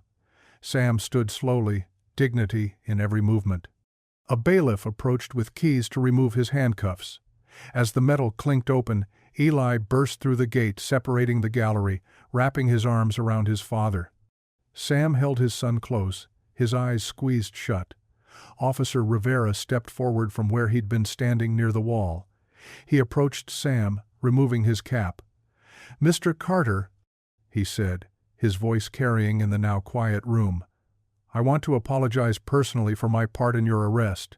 I should have questioned things more carefully." Sam looked at the young officer for a long moment, then extended his hand. "Thank you for helping bring out the truth when you saw it." Rivera shook his hand firmly, relief visible on his face. The crowd began flowing out of the courtroom and into the hallway. Where the news spread to those waiting outside, cheers echoed off the marble walls. Church ladies thrust casseroles at Sam, insisting he needed feeding after jail food. Factory workers clapped him on the back, their gruff voices thick with emotion. Lila May made her way through the crowd to Sam's side. "The church kitchen's been mighty quiet without you," she said, her eyes twinkling. "Though we managed to keep the soup flowing." "Never doubted that for a minute," Sam replied, smiling. Ava stood slightly apart from the celebration, watching Sam reunite with his community. Their faith in him hadn't just survived, it had grown stronger through the trial. They'd seen him face injustice with grace, and it had only deepened their respect. When Sam's eyes met hers across the crowd, Ava moved forward. She gripped his arm, her voice barely above a whisper, but filled with determination. "We fight together now." The courthouse steps were flooded with sunlight and more supporters, many holding up their phones to capture the moment. Sam emerged into the light, Eli on one side and Ava on the other, while behind them came the whole parade of casserole-bearing, hymn-singing proof that sometimes justice looked like neighbors standing shoulder to shoulder, refusing to let one of their own fall. The mahogany-paneled boardroom of Whitmore Holdings hummed with tense whispers. Sunlight streamed through floor-to-ceiling windows, casting long shadows across the polished table where board members shifted in their leather chairs. Family portraits of Whitmore's past lined the walls, their stern faces watching over today's proceedings. Graham Lockwood sat at the head of the table, his perfectly pressed suit and confident smile a stark contrast to the nervousness around him. He drummed his manicured fingers on the wooden surface, glancing occasionally at his phone. "I move, we begin," he announced smoothly. "Given recent disruptions, we need to vote on temporarily removing Ms. Whitmore from her position." Board members exchanged uncertain looks. The oldest member, Mr. Patterson, adjusted his glasses and cleared his throat. "Perhaps we should wait." The heavy double doors swung open. Ava Whitmore strode in, her head high. Gone was the trembling woman from the bus bench. In her place stood someone who knew exactly who she was and what she was fighting for. Behind her came an unlikely group.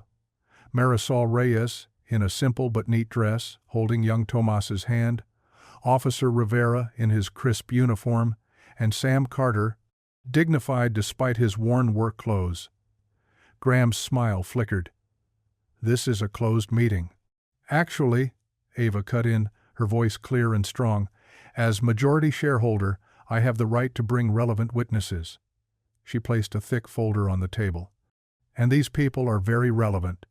Tomas looked around the room with wide eyes, clutching his mother's hand. Marisol stood straight, though her fingers trembled slightly. Sam's steady presence seemed to ground them both. "First," Ava continued, pulling out documents, "the DNA test results ordered by the court after the gala incident." She slid them toward the center of the table.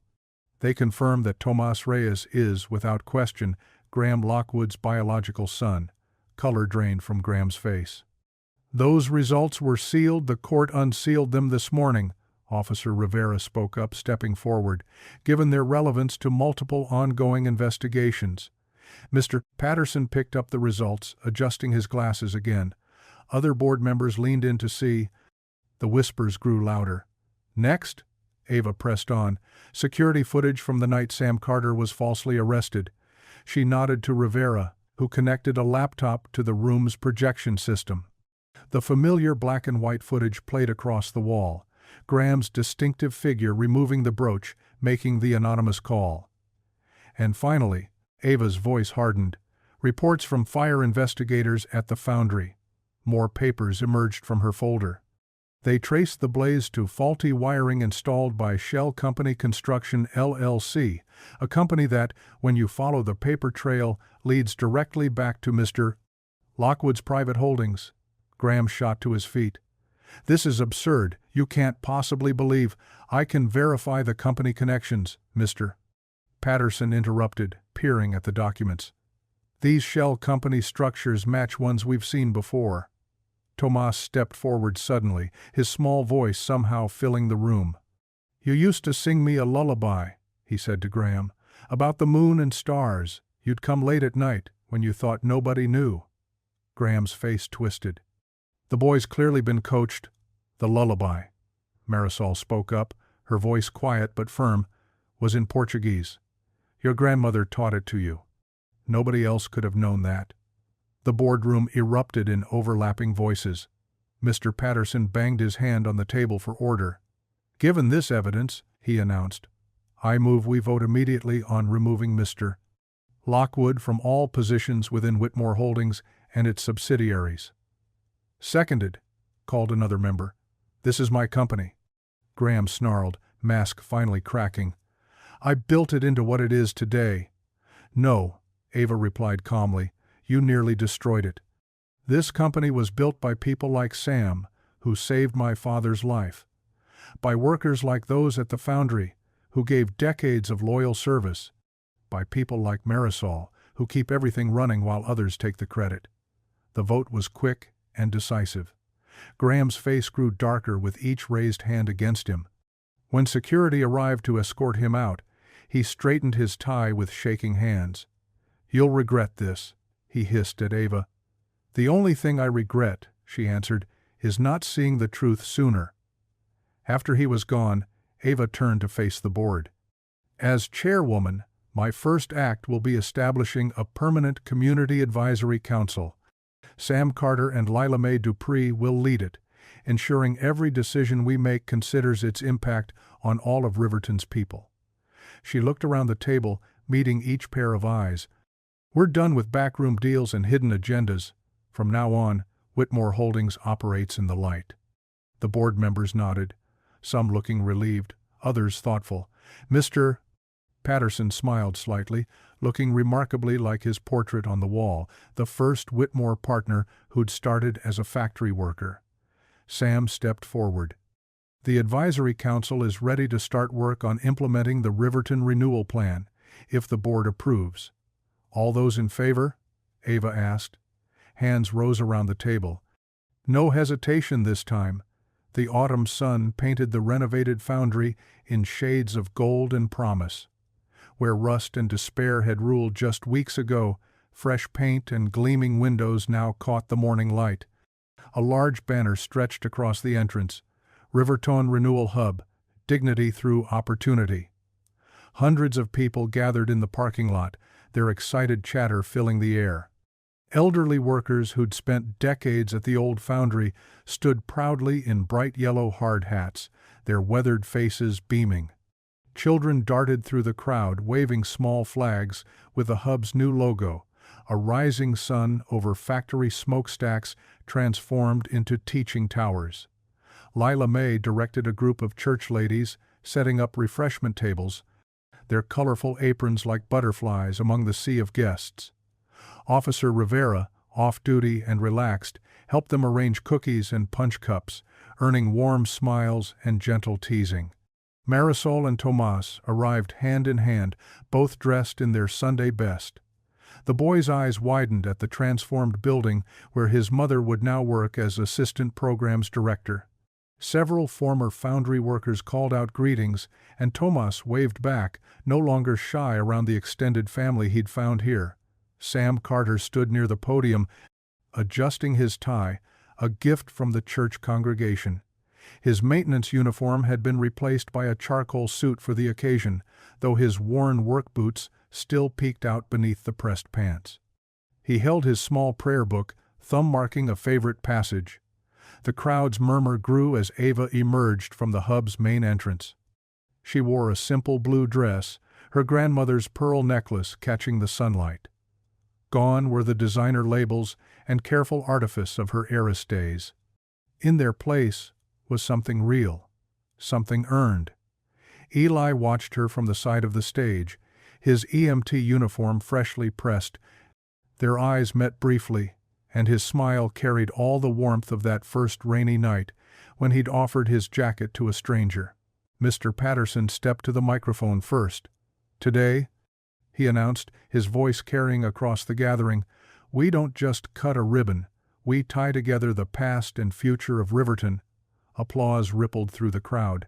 In the front row, several senior workers dabbed at their eyes with handkerchiefs.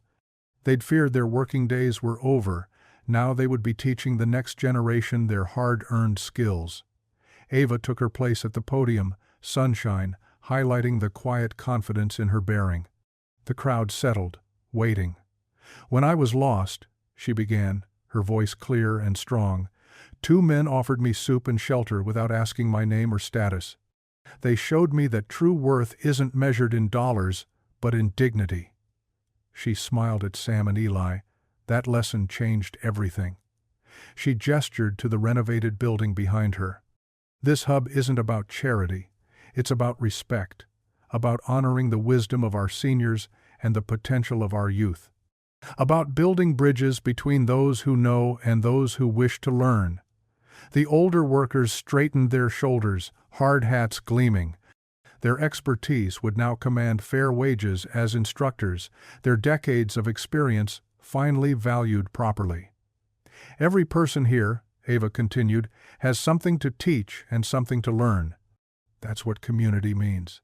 That's what family means." She paused, emotion catching in her throat. "And that's what love means, rolling up our sleeves and doing the work together." Sam bowed his head slightly, lips moving in silent prayer as cameras flashed. Lila May's quiet "Amen" carried from the crowd. "The Riverton Renewal Hub," Ava declared, "belongs to all of us, to the veterans who'll teach advanced manufacturing, to the single mothers who'll find childcare and training here, to the young people dreaming of better futures, to everyone who believes in second chances and helping hands." She lifted the large ceremonial scissors. "Will our senior instructors please join me?" A line of elderly workers climbed the steps, their hard hats like badges of honor. They positioned themselves along the wide ribbon, grinning as cameras clicked. "Together," Ava said, and they all gripped the scissors, cutting through the ribbon with a satisfying snip. Cheers erupted. Children waved their flags harder. Someone started singing an old Union song, and others joined in, voices lifting to the bright autumn sky. As the crowd began moving toward the refreshment tables, Eli made his way to Ava's side. Their hands brushed slightly, a touch as gentle as a promise. Their eyes met, sharing something deeper than words: hope, trust, and possibilities yet to unfold. Around them, the hub hummed with new life. Through the open doors, fresh paint gleamed on classroom walls. Training stations waited with state-of-the-art equipment. A child care center bubbled with toys and tiny furniture. Computer labs stood ready to bridge digital divides. Sam's old Army medic dog tags hung in a place of honor near the entrance, displayed alongside photos of longtime workers and community leaders. Below them, a simple plaque read, "Built on faith, sustained by love." Ava and Eli stood in the autumn sunshine, watching their unlikely family celebrate. Their fingers remained close, not quite touching but promising more, while the renewed foundry sparkled behind them like a beacon of second chances. Sunlight streamed through spotless windows of the third-floor apartment, catching dust motes that danced in the air as Marisol carefully unwrapped newspaper from each plate. The kitchen gleamed with new appliances, a far cry from the cramped efficiency where she and Tomas had lived for years. She traced her fingers along the smooth countertop, still hardly believing this was real. "Mama! Mama!" Tomas's excited voice echoed down the hallway. "Come see my room again." His footsteps thundered as he ran back and forth, the sound of childhood joy, unrestricted by thin walls or worried neighbors. "Careful, mijo," Marisol called, but she couldn't hide her smile. After so many years of quiet pleas and "don't run," hearing her son's uninhibited happiness felt like music. The doorbell chimed, a simple sound that made her heart leap with its normalcy. Through the peephole installed at Sam's insistence, she saw Eli's grinning face, his arms loaded with boxes. "Moving crew, reporting for duty," he announced as she opened the door. Behind him, Sam carried a stepladder, and Ava balanced a casserole dish that smelled of Lila Mae's famous mac and cheese. "You've already done so much," Marisol protested, but they were already filing in, bringing with them the warm chaos of family. "Nonsense," Sam said, setting down the ladder. "Moving day is a community event." "Says so right in the Bible, I'm pretty sure." His eyes twinkled as he winked at her. Tomas burst into the living room. "Uncle Eli, come see my room. It has a window seat." He grabbed Eli's hand, nearly causing him to drop the box he carried. "Hold up, buddy," Eli laughed. "Let me put this down first." Ava set the casserole in the kitchen and hugged Marisol. "The trust paperwork came through this morning," she said quietly. "Everything's official. This place is yours for as long as you want it." Marisol's eyes welled up. The housing trust, part of the renewal initiative, meant stability she'd never dreamed possible. No more living at the mercy of landlords' whims, no more choosing between rent and groceries. "And Graham?" she asked softly, the name still catching in her throat. The judge was clear, Ava assured her. "Regular support payments, supervised visitation only if Tomas wants it, and he's banned from any involvement in Whitmore Holdings or the trust." She squeezed Marisol's hand. "He can't hurt you anymore." From down the hall came Tomas's delighted laughter, followed by Eli's theatrical groans, as the boy presumably showed him every corner of his new room. Sam unfolded the stepladder in the living room, reaching up to install curtain rods. "These windows need some dressing," he commented. "Can't have the sunshine getting jealous of your smile, Marisol." She blushed, still unused to such easy kindness. In the month since the scandal broke, since truth had finally overcome Graham's power, the Carters and their extended family had shown her what real support looked like. Not charity, family. The afternoon flowed with the rhythm of people who knew how to make work feel like celebration. Eli and Tomas arranged books on new shelves, debating the proper organization method by color one out over alphabetical. Ava helped Marisol sort linens, sharing quiet conversations about healing and fresh starts. Sam moved methodically through the apartment, checking locks, adjusting cabinet doors, and making note of any repairs needed. He'd already insisted on installing extra safety features, better locks, window guards, a security system that would help Marisol sleep easier at night. The sound of a truck backing up drew them to the windows. "The furniture's here," Tomas announced, bouncing on his toes. "Perfect timing," Sam said, pulling work gloves from his back pocket. "Eli, let's head down. Tomas, want to be our supervisor?" "Yes!" The boy puffed up with importance, following them out while carefully carrying Sam's toolbox. Marisol and Ava worked in the kitchen, unpacking dishes and arranging them in cupboards while the men carried up furniture. The apartment slowly transformed from empty rooms to home, filled with both new items from the trust fund and carefully chosen second-hand pieces that carried stories of their own. "Mama," Tomas called later, his voice floating from his bedroom. "Come see." She found him sitting on his new bed, surrounded by Sam, Eli, and Ava.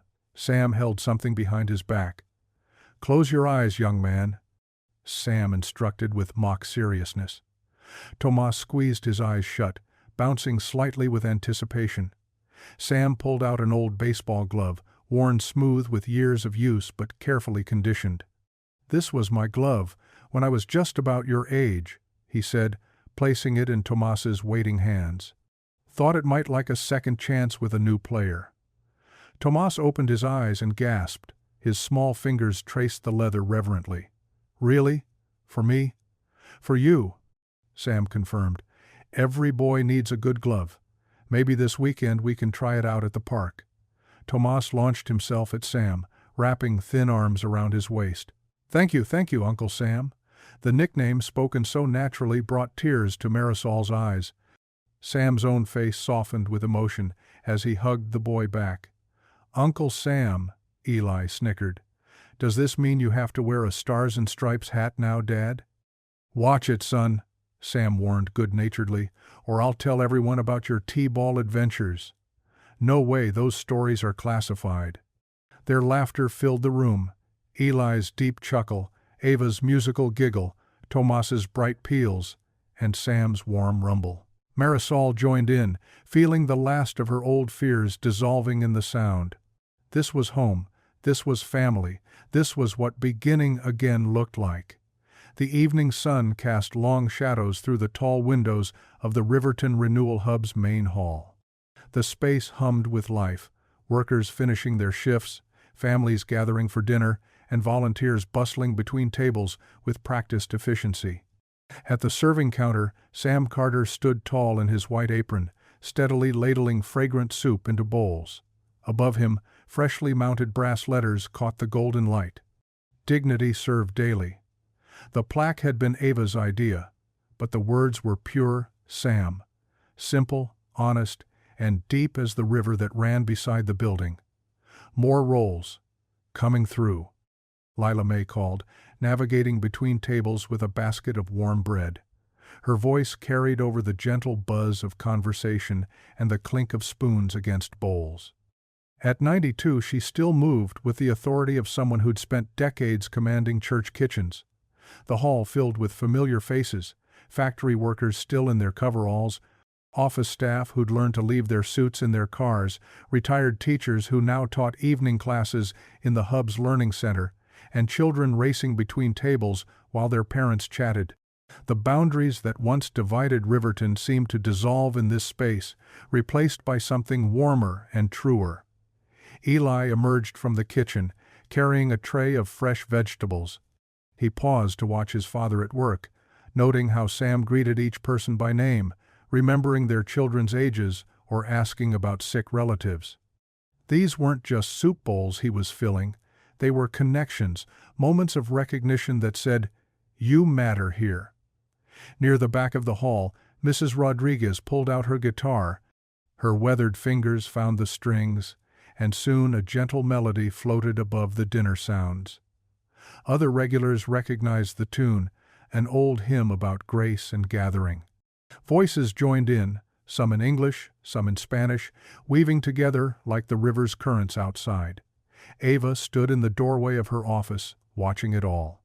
In her hands, she held something that caught the light, Sam's old Army medic dog tags, worn smooth by years of service. He'd loaned them to her months ago, when she'd needed courage to face the board.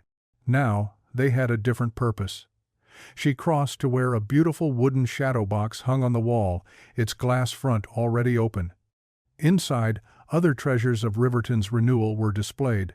The first worker ownership certificate from the foundry, a photo of Lila May cutting the ribbon on opening day, the key to Marisol's new apartment. The music swelled as more voices joined in. Ava carefully hung the dog tags, positioning them so the light caught the embossed letters of Sam's name. They spun slowly, throwing tiny reflections across the wall. Sam noticed her there and nodded, understanding in his eyes. He handed his ladle to Eli and walked over, wiping his hands on his apron. "You sure about this?" he asked quietly, looking at his tags. "They belong here," Ava replied. "They remind us what real service looks like." Marisol appeared with Tomas, who was still wearing his school backpack. The boy immediately ran to hug Sam's legs while his mother joined them at the shadow box. "Like a museum," Tomas observed, standing on tiptoes to see better. "Better," Eli said, coming up behind them. "It's our story." The hymn reached its chorus, and more people stood to sing. The harmony filled every corner of the hall, rising up to the high ceiling. It wasn't perfect. Some voices wavered, others came in late. But that made it more beautiful somehow, more real. Through the windows the river caught the last rays of sunset, turning to liquid gold. Stars were just beginning to appear in the deepening blue above, their light mixing with the warm glow of the hub's lamps. Sam's arm found Ava's shoulders, pulling her close like a daughter. Eli's hand slipped into hers, warm and steady. Marisol leaned against Sam's other side, while Tomas wedged himself between them all, safe in the center of this unlikely family. Together they stood, watching the river flow past, carrying yesterday's storms toward tomorrow's peace. The hymn's final notes hung in the air, sweet as hope, strong as love, real as the ground beneath their feet. Inside the shadow box, Sam's dog tags caught the starlight and gleamed. If you enjoyed the story, I handpicked this next story that you will enjoy. Please don't miss this one. Click here to watch it.